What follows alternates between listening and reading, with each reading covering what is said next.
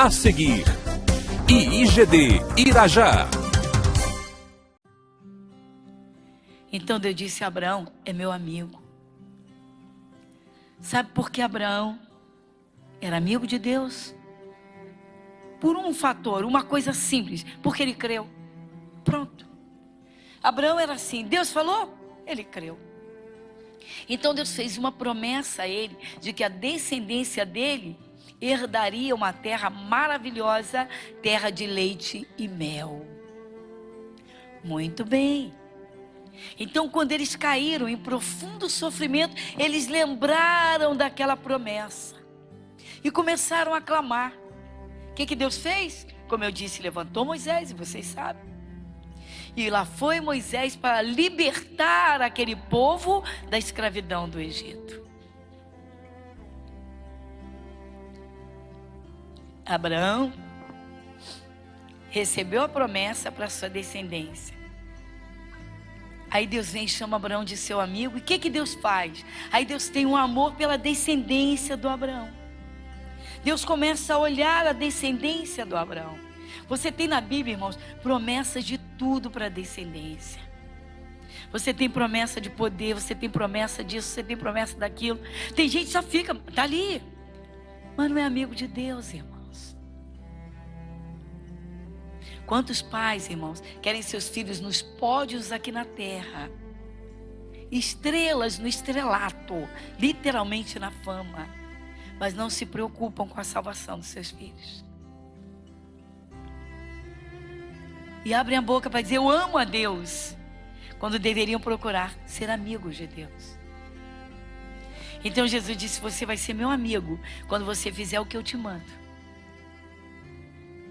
Aí o que Deus fez, irmãos? Olhando para a descendência de Abraão, Deus olhava para Abraão. E é uma coisa que me impressiona, era a forma amorosa e carinhosa que Deus tinha com a descendência de Abraão. Aí nós temos que estender a leitura em Isaías. Vamos lá?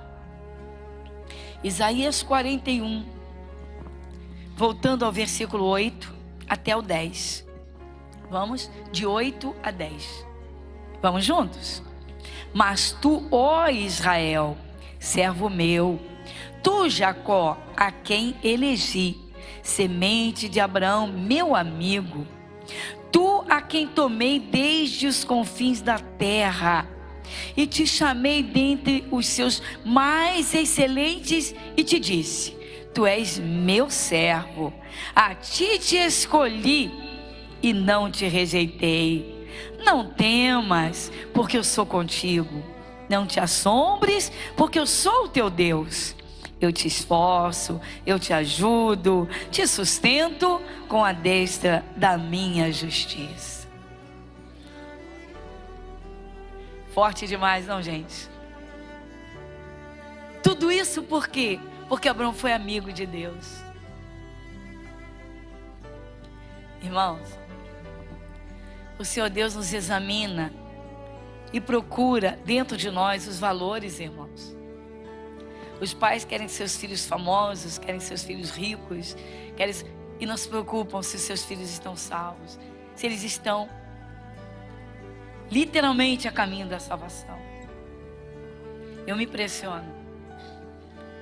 Quantas vezes recebo mães, recebo pais. Não, eu preciso, meu filho precisa de um estágio. Meu filho precisa de um estágio. Só está orando pelo seu filho. Não, eu não paro, estou pedindo. Jesus disse pedir da Suzana, estou pedindo esse estágio, já faz 6. Não entendeu nada. Será que já levamos esse filho à presença de Deus? Será que Deus vê que nós desejamos acima de tudo a salvação daquele filho? Quais são os nossos valores? Tudo isso, irmãos, vai pesar no coração de Deus. Toda pessoa que dá mais valor às coisas materiais que às coisas espirituais, você pode ter certeza absoluta, ela não alcançou a presença de Deus. Que isso, pastor? Não. Ela está gritando, ela pede, ele pede, ela pede, ele pede. Não, meu irmão. Quando nós somos amigos de Deus, nós contamos tudo para Ele. Nós ouvimos tudo o que Ele tem a nos dizer. A gente não se chateia quando vem num culto e o culto é de repreensão. Vai dizer, para com isso. Acaba com isso, acaba com aquilo. Deus teve, o Senhor Deus, Ele tinha um carinho, uma forma tão especial de falar sobre Israel. E o que eu entendo é que todas as vezes que Deus se dirigia com carinho ao povo de Israel, Ele lembrava do Abraão. Ele lembrava do Abraão. Ou seja, ele foi tão meu amigo. Ele foi obediente. Ele foi meu servo. Eu fiz uma promessa. Eu tenho um pacto com ele, para eles. Os pais podem abençoar seus filhos em tudo, irmãos. A Bíblia está cheia de promessas. Mas se você não tiver, acima de tudo, no seu coração o propósito de que o seu maior valor é a salvação da sua vida e da sua família, pode ter certeza, meu irmão, que no coração de Deus, infelizmente, ainda não alcançou. Ô pastora, observe, irmãos, Jesus diz, de que adianta o homem ganhar o mundo inteiro e perder a sua alma? Está na Bíblia que eu estou falando? Está na Bíblia? E Jesus, o que adianta? Você vai ganhar o mundo inteiro, você vai ficar famoso. Às vezes a gente vê em algumas cidades, em algum lugar, você passa em alguma cidade, você vê um busto assim de, né, uma imagem de uma pessoa que foi famosa, aqui no Rio mesmo. Chega em alguma área, você vê lá um cidadão que foi famoso, né? Está lá a figura do cidadão, né?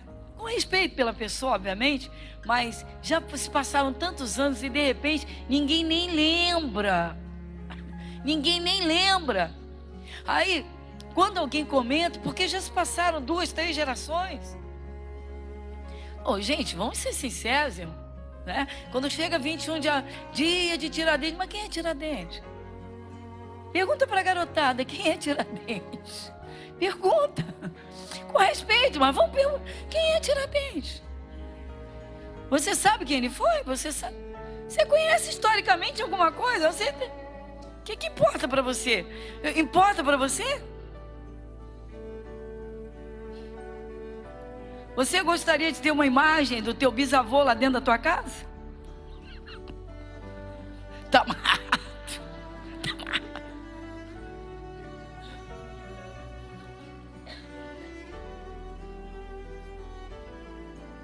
Às vezes a pessoa fala, tem gente que bate no peito, né?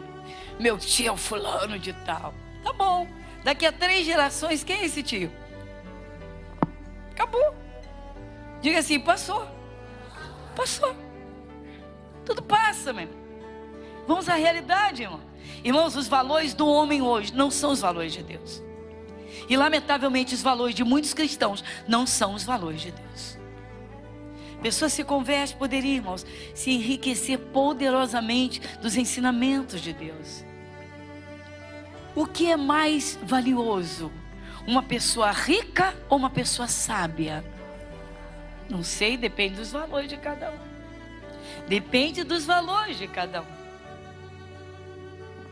Tem gente que é rica que só misericórdia. Não tem temor a Deus, não tem Jesus. Quando bebe, que se enche de bebida, faz uma vergonha que só misericórdia. Já parou para pensar? Diz assim, meu Deus, há uns anos atrás, houve uma personalidade aí, não foi nem no Brasil, um nome conhecidíssimo. Apresentaram o cidadão bêbado, urinado, famoso. Se tivesse Jesus, não se embriagaria. Não ia aparecer urinado. A mocinha famosa foi para o carnaval. E se foi de propósito não se sabe. Se foi ou se não foi. Mas quando a câmera filmou, estava assim a peça íntima. Claro, com certeza foi proposital. E aí se converte. Caramba, misericórdia. Pois é. Adianta ser rico, ser famoso e não ser sábio? Pensa, por favor. Pensa, por favor. E eu falei ilustrei aqui com esses casos aberrativos, mas a gente pode usar coisas mais simples, irmãos. Tem uma linguagem populesca nojenta aí.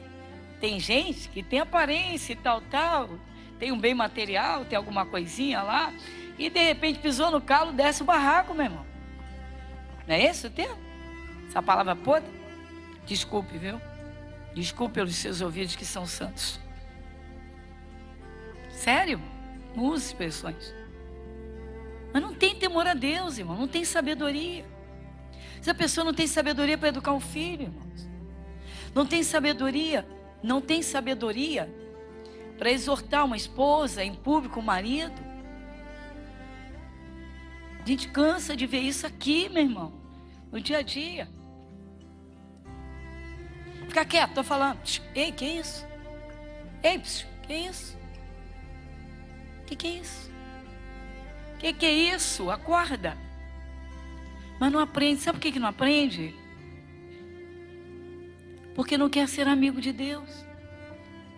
Porque se é amigo, quer ficar perto.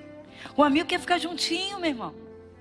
Tem gente que diz que ama a Deus, mas as oportunidades que tem, meu irmão, tempo que tem, dedica muito mais às coisas do mundo que a Deus. Quanto tempo de oração você tira? Quanto tempo de oração você tem no seu dia a dia? Quanto tempo é ter comunhão com Deus? Vamos lá.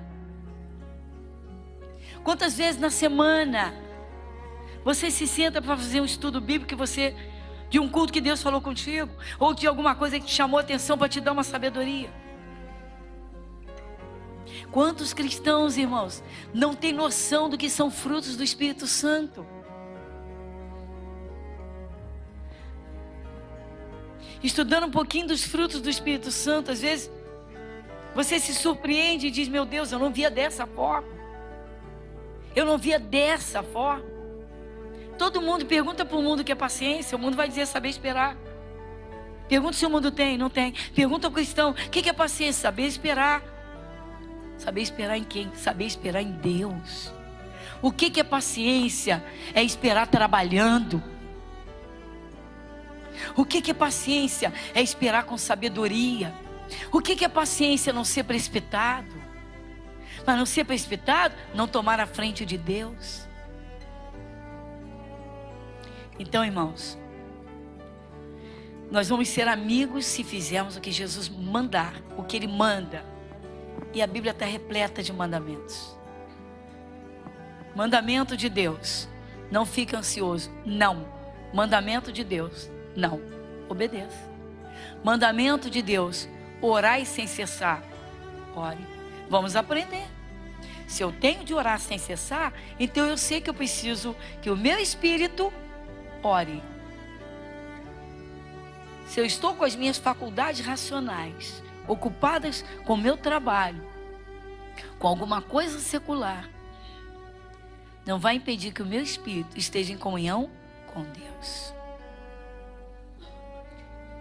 O cristão não sabe trabalhar o seu eu e quer trabalhar a sua família. O cristão não se conhece por dentro. É por isso que muitas vezes nem sabe onde o parente anda. Uma pastora, e conhece por fora, não conhece por dentro. Irmãos, os valores de Deus não são os valores da terra. E eu não estou dizendo que você não tem que lutar para vencer. Aliás, irmãos, o cristão tem que ser zeloso e dar cobertura a tudo que Deus dá a ele, e buscar de Deus e saber receber de Deus.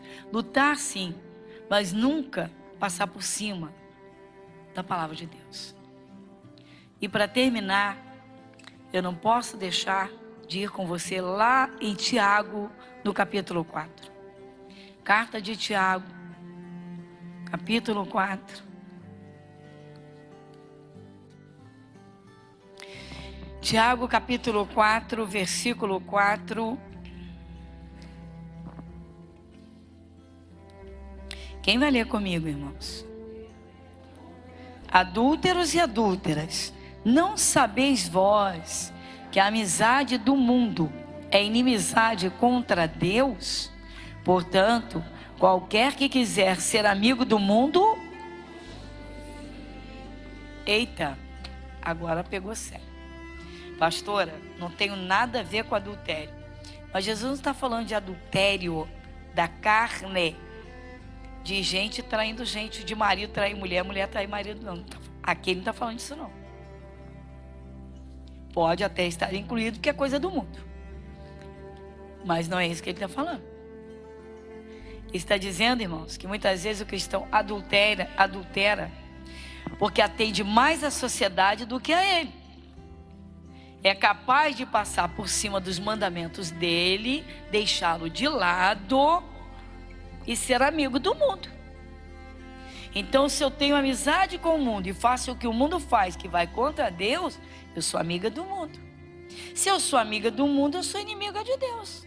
Porque ele diz, olha, não há comunhão entre o mundo e eu. Quando uma pessoa se converte, irmãos, ela sai do mundo. Ela não larga apenas a macumba, a bebida alcoólica, a prostituição da carne. Ela larga também as mentiras. Ela deixa os costumes que vão contra Deus. Muitas vezes, aquela simplicidade de viver murmurando, reclamando de tudo, e acha que é normal, que todo mundo faz. Aí Jesus diz, ei, para de adulterar. Por quê? Você está indo contra mim. Você está me traindo. Você está fazendo o que o mundo faz. Você está sendo amiguinho do mundo. Você está agradando mais o mundo do que a mim. Essa questão do adultério nas coisas espirituais, irmãos, às vezes ela atinge minúcias que não são percebidas. Se Deus disse para nós, você me pertence. Faça o que eu te mando. Um costume social atinge toda a sociedade. E se eu mantenho esse costume vai contra Deus, eu estou adulterando contra Deus. Eu não estou fazendo o que Ele me manda, eu estou fazendo o que o mundo faz. Então eu estou sendo mais amiga do mundo do que amiga dele. Eu estou atendendo ao mundo e não estou atendendo a Ele.